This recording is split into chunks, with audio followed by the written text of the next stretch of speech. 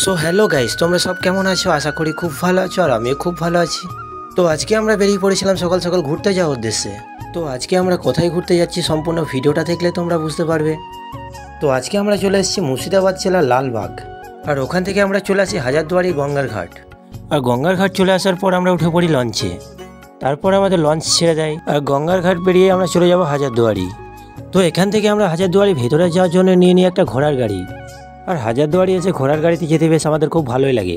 তো আমি আর দেরি না করে ঝটপট উঠে বললাম ঘোড়ার গাড়ির ওপর। তো চলো যাওয়া যাক এখান থেকে হাজারদুয়ারির ভেতরে। তো গাইস ফাইনালি আমরা এসেই পড়ি হাজারদুয়ারি একদম গেটের সামনে। আর এখানের প্লেসটা গাইস আমার অসাধারণ লেগেছিল।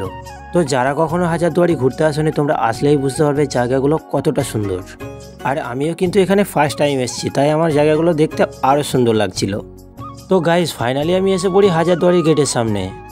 আর আজকে আমি অনেক এক্সাইটেড ছিলাম, কেননা হাজারদুয়ারির সমস্ত ঘরগুলো ঘুরে দেখার জন্য। কিন্তু দুর্ভাগ্যজনক সেটা আর হলো না, কেননা প্রতিটা সপ্তাহে শুক্রবার হাজারদুয়ারি গেট নাকি বন্ধ থাকে। আর আমিও চলে গেছিলাম শুক্রবারে। আর কেননা এখানে আমরা ফার্স্ট টাইম এসেছিলাম, তাই এখানকার সম্বন্ধে আমাদের কিছু জানা ছিল না। তো গাইস তোমরা যদি এখানে কেউ যেতে চাও তাহলে কিন্তু তোমরা শুক্রবার দিন যাবে না, কেননা সমস্ত শুক্রবার কিন্তু এখানকার মেন গেট বন্ধ থাকে। তাই আমি তোমাদেরকে আর কিছু দেখাতে পারলাম না। তো বাইরে থেকে যতটা পারছি সেটা তোমাদেরকে দেখানোর চেষ্টা করছি। আর এটাই ছিল নবাব সিরাজউদ্দৌলার হাজারটা দুয়ারের রাজপ্রাসাদ। আর তারপর আমরা এখান থেকে চলে গেছিলাম নবাব সিরাজউদ্দৌলার তার সমস্ত পরিবারের বাকি ঘরগুলো ঘুরে দেখবার জন্য। আর এটা ছিল নবাব সিরাজউদ্দৌলার পরিবারের একজনের ঘর। আর তার পরিবারের সমস্ত বাকি ঘরগুলো কিন্তু কোনো দিন বন্ধ থাকে না, তাই আমরা বাকি ঘরগুলো সমস্ত কিছু দেখতে পেয়েছিলাম। আর সেখান থেকে আমরা চলে আসি তার পরিবারের অন্য একজনের বাড়িতে।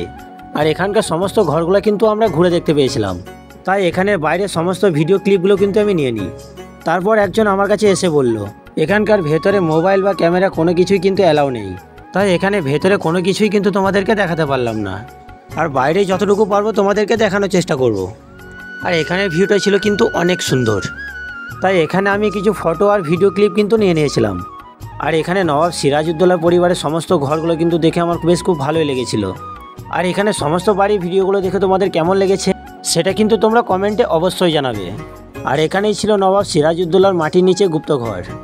আর সেগুলো কিন্তু আমি ভিডিওর মাধ্যমে তোমাদেরকে দেখাতে পারলাম না, তার জন্য আমি অনেক দুঃখিত, কেননা আমিও চেয়েছিলাম এখানকার সমস্ত কিছু ভিডিওর মাধ্যমে তোমাদেরকে দেখানোর জন্য, তাই সেটা আর কোনো কিছুই তোমাদেরকে দেখাতে পারলাম না। তো আজকের ভিডিও এতটুকুই, দেখা হচ্ছে নেক্সট আবারও একটি নতুন ভিডিও নিয়ে। তো এরকম নতুন নতুন ভিডিও পেতে যারা আমার প্রোফাইলটাকে ফলো করেনি তারা কিন্তু অবশ্যই আমার প্রোফাইলটাকে ফলো করে রাখবে।